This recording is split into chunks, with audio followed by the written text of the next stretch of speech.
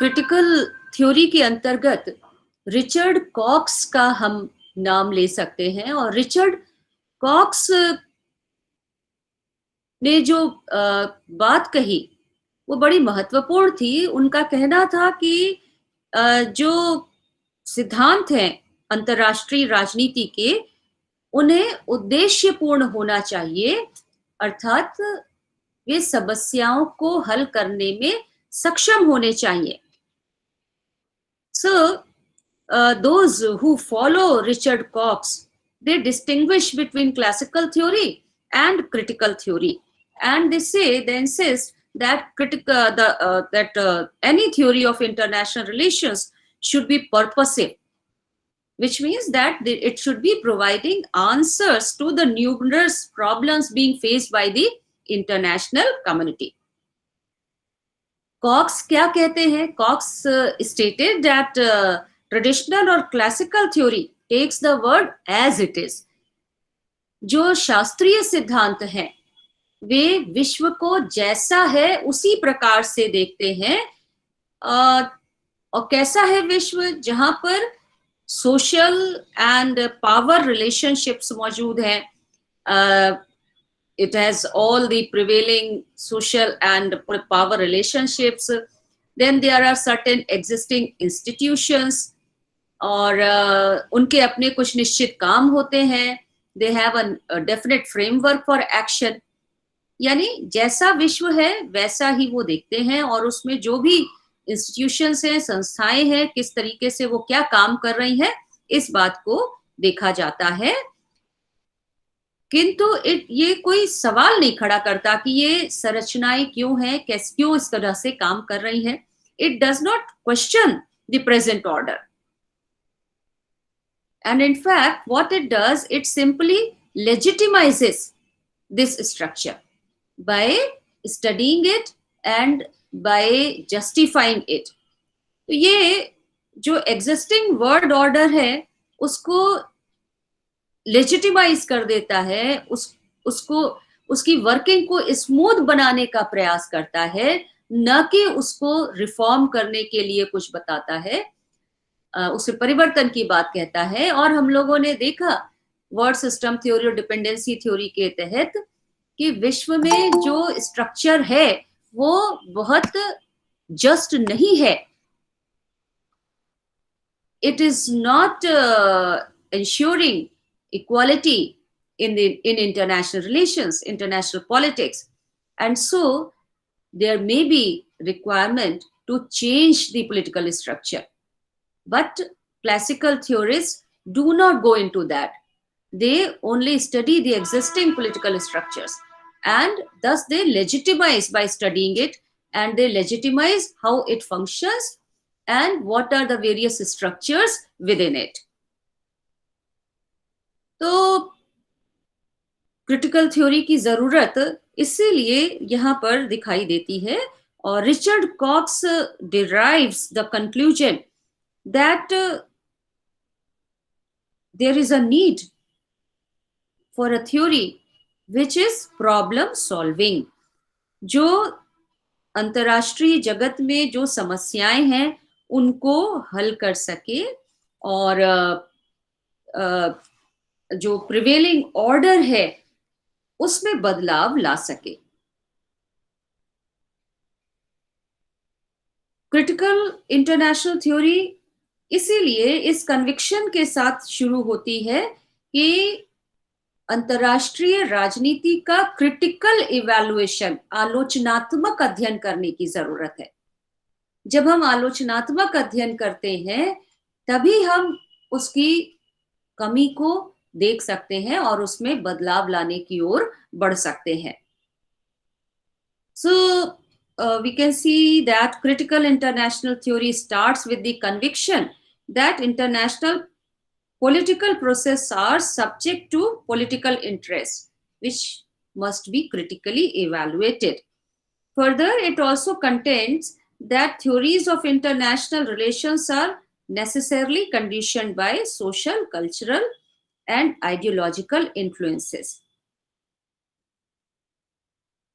तो जो आलोचनात्मक सिद्धांत को देने वाले हैं ये इस बात को स्वीकार करते हैं कि अंतरराष्ट्रीय संबंधों पर क्या प्रभाव पड़ता है, सामाजिक, सांस्कृतिक, साथ ही साथ विचारधारा का भी उस पर असर पड़ता है, प्रभाव पड़ता है, and they are conditioned by all these factors, social, cultural, ideological. This is why social constructivism is there. This theory of social constructivism says only this, that international relations are a social construct. They are constructed by the leadership. जो नेतृत्व है उसके द्वारा कुछ narratives create किए जाते हैं और जनता के सामने उन्हें रखा जाता है और जनमत उस पर विश्वास करता है. आज के समय में तो आप इस बात को और देख सकते हैं कि चाहे वो अमेरिका हो या चाइना हो या भारत हो, सभी स्थानों पर आप देखते हैं कि कुछ नैरेटिव्स क्रिएट किए जाते हैं and then the political scenario within the country and outside the country with other countries, then those relations are created. जो नेता कहते हैं वही हम आगे होते हुए देखते हैं.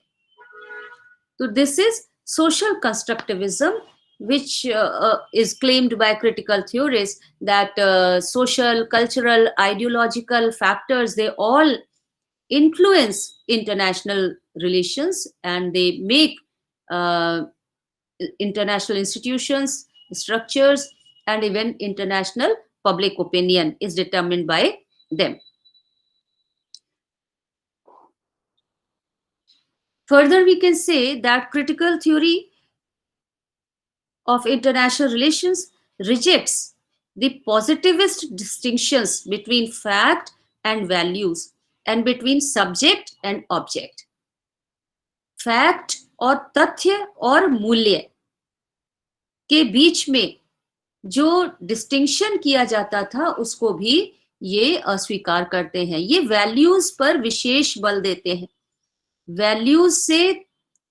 वैल्यूज को तथ्यों से अलग नहीं किया जा सकता. ये एक बहुत महत्वपूर्ण बात इसलिए हो जाती है कि एक लंबे समय तक वैल्यूज और फैक्ट्स को अलग रखा गया था. रियलिस्ट ने तो वैल्यूज की बात ही नहीं की. उन्होंने कहा एक वो उनका फोकस वैल्यू फ्री पॉलिटिक्स पर था because they were realist and so they were talking about national interest only. जहां पर वो साम दाम दंड भेद की बात अगर हम भारतीय शब्दों में कहें. इसके अलावा दे stress the need for theorizing in a manner that challenges injustices and inequalities built into the prevailing world order. वे इस बात पर जोर देते हैं कि ऐसे सिद्धांत बनाने चाहिए जिससे जो इनजस्टिस है, जो इनइक्वालिटी है आज के वर्ल्ड ऑर्डर में, विश्व व्यवस्था में, उसको चैलेंज किया जा सके. इसका मतलब क्या हुआ कि जो परिस्थितियां हैं अंतरराष्ट्रीय जगत में, राजनीति में, उनका अध्ययन किया जाए और उनमें परिवर्तन कहाँ किया जा सकता है, इसकी संभावना को तलाशने वाले सिद्धांत को बनाया जाए. इस तरीके से अगर हम देखें तो क्रिटिकल थ्योरी क्या काम करती है? It serves as an instrument for the delegitimization of established power and privilege. कि जो अभी व्यवस्था बनी है शक्ति की, प्रभाव की, प्रिविलेज की, प्रिविलेज यानी विशेषाधिकार की, कुछ राज्यों को कुछ विशेषाधिकार मिले हैं. राज्यों का जो स्ट्रैटिफिकेशन है उसमें कुछ राज्य ऊंचाई पर बैठे हैं जो एलिट की तरह से काम करते हैं, जो अभिजन की तरह से काम करते हैं, जिनकी बातों को बाकियों को स्वीकार करना पड़ता है. तो क्रिटिकल थ्योरी का मानना है कि ये जो एक इलिटिस्ट जो कल्चर है, जो पावर एंड प्रिविलेज जो स्ट्रक्चर है, एस्टैब्लिश्ड स्ट्रक्चर है, उसको क्या ज़रूरत है? उसको डीलेजिटिमाइज़ करने की ज़रूरत है। उसको पढ़ने की और उसमें परिवर्तन की। डीलेजिटिमाइज़ का मतलब होता है कि जो उसको एक उसका वैधीकरण कर दिया गया है, उसको समाप्त करने की ज़रूरत है। ये जानने की आवश्यकता है कि उसमें कहाँ पर कमी है। We should not do what realists have been doing. कि विश्व 2 खेमों में बटा है और वही उचित है। तो जो इस स्ट्रैटिफिकेशन को लेजिटिमाइज कर दिया गया था रियलिस्ट के द्वारा कि पावर तो बटी हुई है, वो रिलेटिव होती है और अलग-अलग देशों के पास अलग-अलग होती है। जिसके पास ज़्यादा रिसोर्सेज है, उसके पास ज़्यादा पावर होगी। तो इस बात को आज क्रिटिकल थ्योरिस्ट के द्वारा नकारा गया और कहा गया कि ऐसे सिद्धांत की जरूरत है जहां पर प्रिवेलिंग जो वर्ल्ड ऑर्डर है उसमें जो भी इनइक्वालिटी है या जो भी इस तरीके का एलिटिज्म है उसको खत्म करने की आवश्यकता है।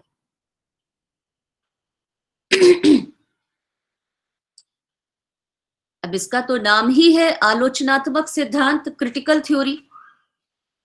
और इसलिए ये और क्या करता है? ये कहता है कि जो एक सिद्धांत देने वाला है वो एक ऑब्जेक्टिव बाईस्टैंडर नहीं है, किनारे खड़े होकर परिस्थिति को देखकर एक सिद्धांत बना देना, ये उसका काम नहीं है। बल्कि उसको क्या करना है? उसको instead of being an objective bystander, उसको दर्शक की तरह नहीं बल्कि एक हिस्सेदार की तरह अपने सिद्धांत को प्रस्तुत करने की आवश्यकता है। तो जहां ट्रेडिशनल जो थ्योरिस्ट थे, they used to take state for granted, critical international theory देने वाले लोग का मानना है कि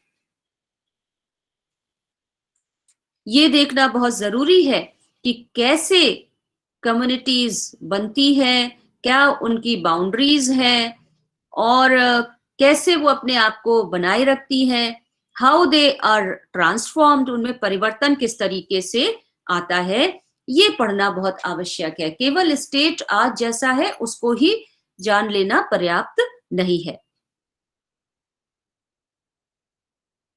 अब जितनी भी बातें आपने देखा क्रिटिकल थ्योरी को देने वाले विचारकों ने कही, वो अपने आप में कोई सिद्धांत नहीं है। जो हम लोगों ने पहले भी कहा था कि ये सिद्धांत कैसे दिया जाए इसके विषय में बताता है। It presents certain postulates which should guide the theorizing exercise. कुछ ये तत्व बताता है, कुछ ये एक दृष्टिकोण देता है कि सिद्धांत को किस तरीके से बनाना है। It should not be like a bystander कि बाहर खड़े होकर हम सिद्धांत बना रहे हैं, ऐसा नहीं होना चाहिए। इसमें वैल्यूज को शामिल किया जाना चाहिए। इसमें जो एग्जिस्टिंग सिस्टम है उसको लेजिटिमाइज करने की कोशिश नहीं होनी चाहिए, बल्कि जो वास्तविक स्थिति है उसको पढ़ के और इमेंसिपेट करने के लिए ह्यूमन बीइंग्स को या प्रॉब्लम सॉल्विंग के लिए थ्योरी शुड बी पर्पसिव, उद्देश्यपूर्ण हो। तो ये एक दिशा दिखाते हैं थ्योरिस्ट को कि कैसे सिद्धांत दें जिससे वो मनुष्य के लिए लाभदायक बन सके, फायदेमंद हो सके। So what we see that critical international theory concerns itself with a paradigm shift. It suggests a new way of looking at the international reality and looking at the international reality and attempting an analysis of international society according to that paradigm shift, which is advised by the critical theorists. तो ये खुद analysis कुछ नहीं कर रहा है theory.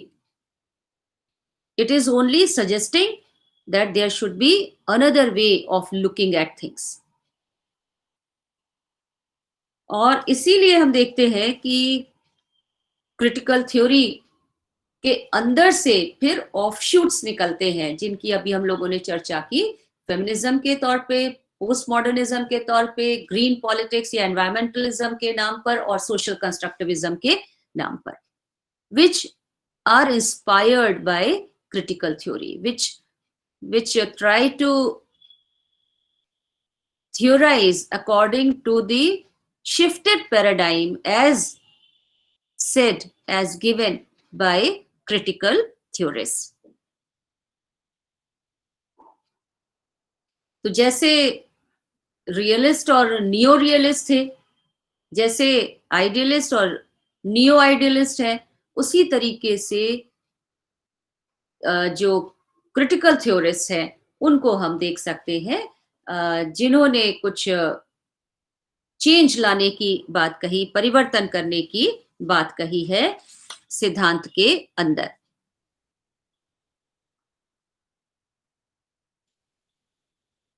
तो critical theory के अंदर के और सिद्धांतों को आगे के क्लास में हम लोग पढ़ेंगे, जहां पर हम एनवायरमेंटलिज्म, फेमिनिज्म और सोशल कंस्ट्रक्टिविज्म की बात करेंगे.